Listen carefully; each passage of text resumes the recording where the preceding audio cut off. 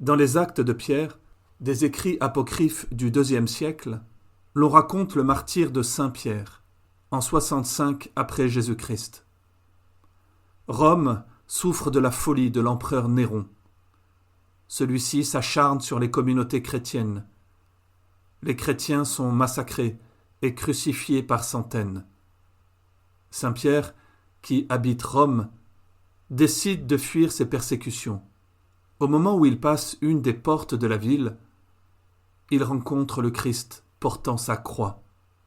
Il lui demande alors, pour la seconde fois, « Quo vadis, Domine, où vas-tu, Seigneur ?»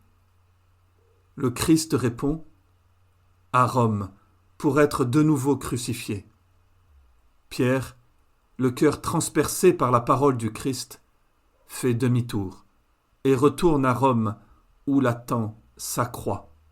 Il accepte le martyre et demande à être crucifié, la tête en bas. « Quo vadis, Domine, où vas-tu, Seigneur ?» Nous sommes tentés de lui dire « Attends-moi que je t'accompagne.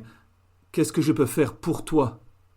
Dis-moi ce que je dois faire et je le ferai. » À chaque fois que nous parlons ainsi, nous révélons notre ignorance et notre folie. La folie de croire que nous pouvons, sur nos forces, suivre le Christ sur la croix. Il n'est pas vrai que nous aimons la croix.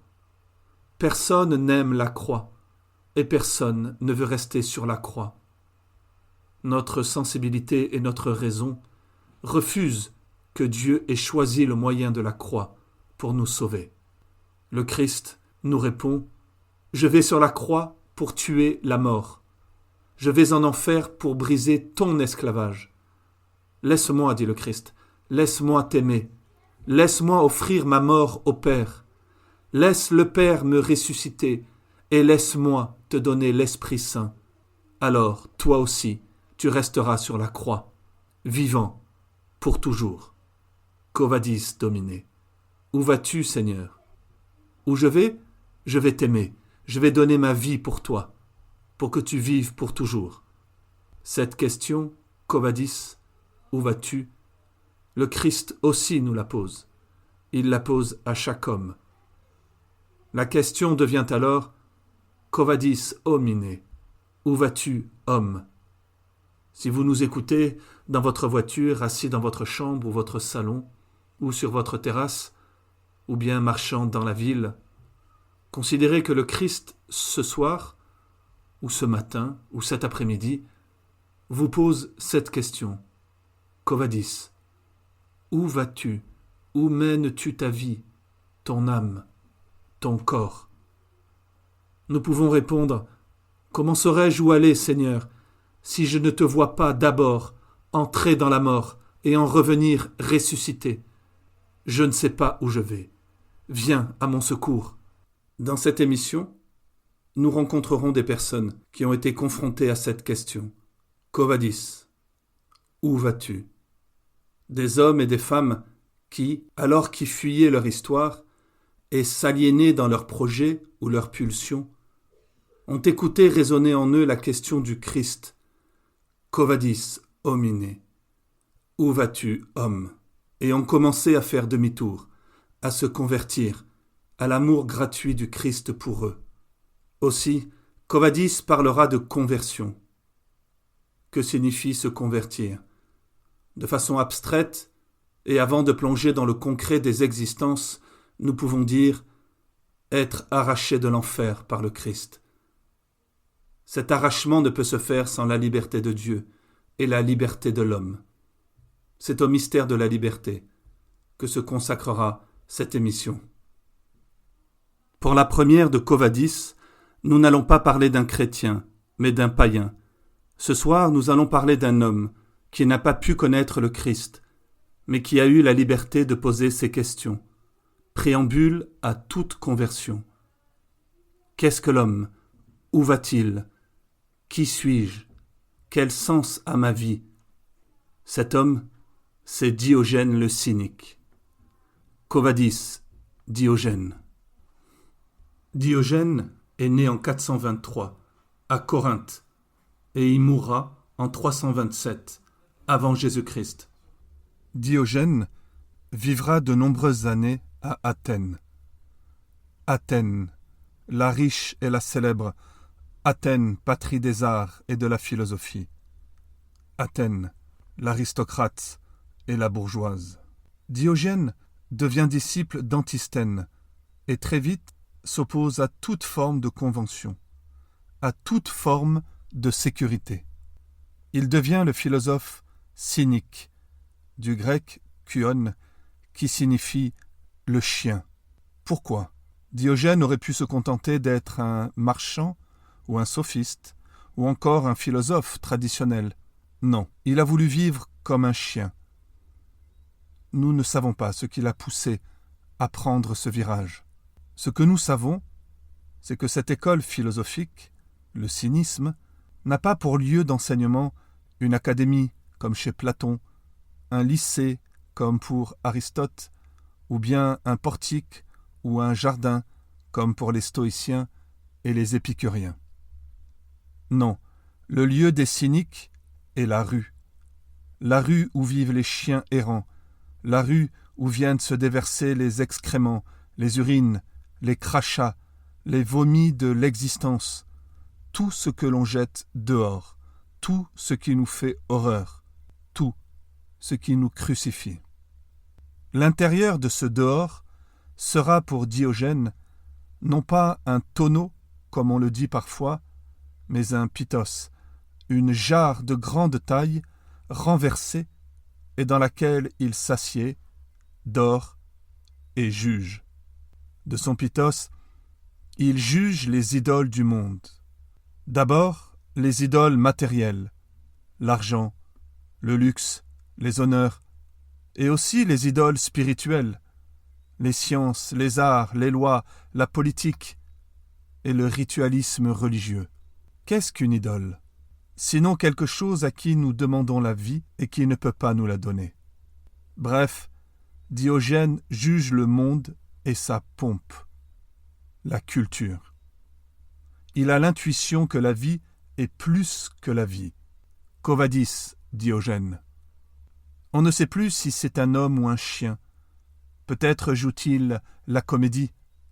Et si c'était un acteur devenu fou, sorti du théâtre d'Aristophane, qui déjà dans les nuées ou les grenouilles avait bien commencé la déconstruction du mythe de la civilisation grecque.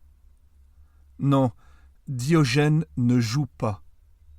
Il est l'homme-chien, celui qui part en guerre contre l'hypocrisie.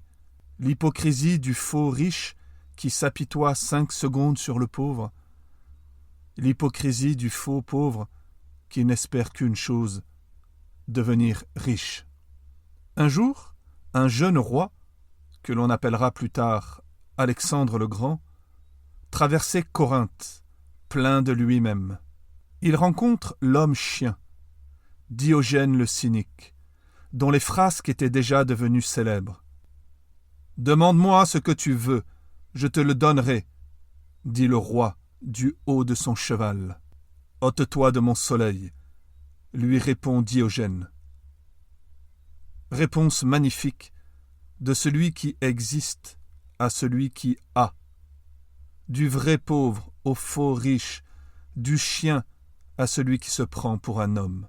La tradition rapporte qu'Alexandre le Grand, plus tard, aurait dit « Si je n'étais Alexandre, je voudrais être Diogène. Ne t'inquiète pas, Alexandre, on ne peut devenir Diogène que si d'abord on a décidé de ne plus être Alexandre.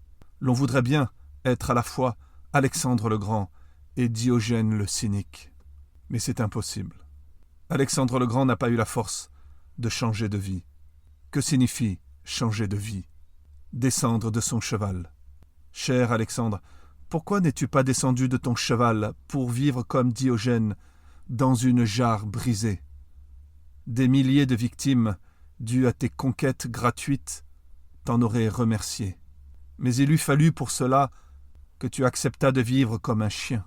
Mais est-ce vraiment ce à quoi l'homme est appelé ? Alors Diogène a continué d'errer comme un malfaiteur dans les rues de Corinthe et d'Athènes. La tradition rapporte qu'il faisait à peu près n'importe quoi dans sa jarre, ouverte à tous les regards. La décence nous empêche d'entrer dans les détails, mais on imagine aisément ce qu'un homme seul et désabusé peut faire. En faisant n'importe quoi dans sa jarre, Diogène fait en plein jour ce que chacun fait en pleine nuit, lorsque les démons de la solitude l'envahissent. Un soir, des disciples de Socrate et Platon viennent le voir. Ils font mine de supporter les odeurs. Ils se pincent le nez. Mais les odeurs de la rue sont insupportables. Pour Diogène, la puanteur de l'âme est telle qu'il laisse puer son corps afin de la révéler. Mais les disciples de Platon ne comprennent pas cela. Ils lui posent une question. « Diogène, que penses-tu de la philosophie de Platon ?» La réponse claque. C'est une perte de temps. Que reproche donc Diogène à Platon ? Peut-être de préférer l'idée au fait, le concept à la réalité. Platon, dit Diogène, parle des idées et nomme l'idée de table et l'idée de tasse. Pour moi, Platon, je vois bien la tasse et la table, mais je ne vois pas du tout l'idée de table, ni l'idée de tasse. Ce n'est pas la pensée que refuse Diogène, et ce n'est pas même la philosophie de Platon en tant que telle, mais l'idéalisme, le fait de réduire l'existence, la réalité, à mon idée. Diogène veut être rencontré par le réel et la vérité, et il ne veut pas en avoir une idée. Alors, ne trouvant ni le réel ni la vérité dans les idoles du monde, il va vivre comme un chien dans sa jarre, en attendant. À un philosophe qui prétendait disserter sur les choses célestes, il répliqua « Depuis quand es-tu donc arrivé du ciel ?» Dit autrement « Mon ami, si tu veux parler du ciel, tu dois d'abord en faire l'expérience. On ne peut parler que ce dont on a fait l'expérience. » Diogène ramène la philosophie, ou plutôt l'existence, à une question. Qu'est-ce qu'un homme ? Qui suis-je ? Avant de mourir étouffé en avalant un poulpe cru, ou bien mordu par un chien, on ne sait pas trop, il faut encore à Diogène accomplir son geste le plus fou, le geste peut-être le plus beau de la civilisation occidentale, avant que celle-ci reçoive la révélation judéo-chrétienne. Un jour, à Athènes, la foule se presse à l'agora. Elle achète, elle fait mine d'écouter les poètes, les philosophes, les politiques. Tout est en place pour que la comédie humaine batte son plein. Un soleil fracassant brûle les ombres. Tout est limpide, transparent. Tout roule, tout coule, et tout est figé. Tout va bien, en apparence. Et puis, soudain, un point noir apparaît du fond de la place publique. Diogène, vêtu peut-être d'une peau d'animal pourri, porte à sa main une lampe allumée. À son passage, la foule se fend. Des moqueries salaces grésillent, des insultes pleuvent. Quel est ce fou? Que veut-il? Alors Diogène porte sa lampe allumée sous le nez des personnes qu'il croise et crie « Je cherche un homme. Je cherche l'homme. » Il aura fallu à Diogène le temps de traverser l'agora pour que fonde, comme neige au soleil, l'hypocrisie sociale, politique et religieuse d'Athènes. Si Diogène cherche un homme, c'est qu'il a compris que l'homme ne vit pas pour travailler, pour gagner de l'argent, pour construire des tours et des palais, et s'enfermer le vendredi soir dans sa petite maison, rassuré devant un film ou une série Netflix. Par ce cri sur la place, il montre aussi qu'il n'a jamais cru que le cynisme pouvait être une réponse au mystère de l'existence. Diogène n'est pas cynique pour répondre, mais pour questionner. Alors, si l'homme n'existe pas comme un homme, s'il n'est pas fait pour remplir son réfrigérateur, pourquoi est-il ? Il faut bien travailler, il faut bien manger, il faut bien se distraire. Diogène pourrait répondre « Il ne faut rien. S'il faut, c'est que nous sommes déjà morts. » La vie n'est pas une loi. La vie de l'homme est un mystère qui ne s'éclairera que lorsque viendra l'homme. Mais pourquoi préférer la vie de chien à la vie de l'homme? Parce que notre vie d'homme est une vie de chien. Nous ne vivons pas comme des hommes. Nous avons cessé d'être des hommes le jour où nous avons cessé de nous demander qui sommes-nous? Où allons-nous? Diogène ne sait pas pourquoi l'homme est dans cette situation existentielle dramatique, mais il est convaincu que l'homme est aliéné, qu'il dépend d'une puissance qui le pousse à demander l'existence à l'argent, à la nourriture, au sport, au sexe, à l'affectivité. Quelle est cette puissance maléfique? Ne pouvant donner l'identité du mal, il va tenter d'en décrire les effets. Ne pouvant donner l'identité du bien, il va en décrire l'espérance. Il comprend que la seule chose qu'il peut faire est de traverser l'agora à midi avec une lampe allumée et crier « Je cherche l'homme ». Votre lumière n'est pas la lumière, votre vie n'est pas la vie. Quo vadis, Diogène? Je vais vous le dire où je vais. Je vais dans ma grotte, vivre avec les chiens errants, mourir dans ma cruche. Je vais en moi-même chercher ce que je ne trouve pas dehors. Et si l'homme que je cherche était en moi? Et si la vérité était en l'homme? Avec Diogène, nous pouvons nous demander « Quelle vérité vais-je trouver en moi-même » Jésus-Christ nous répond « La vérité que tu meurs et que je suis venu te sauver de la mort. » Quo vadis, Domine? Où vas-tu, Seigneur?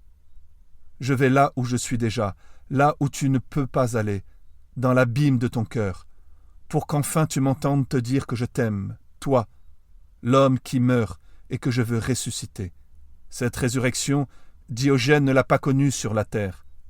Espérons qu'aujourd'hui, s'il est au ciel, il puisse enfin contempler l'homme juste qu'il cherchait sans le connaître, le Christ.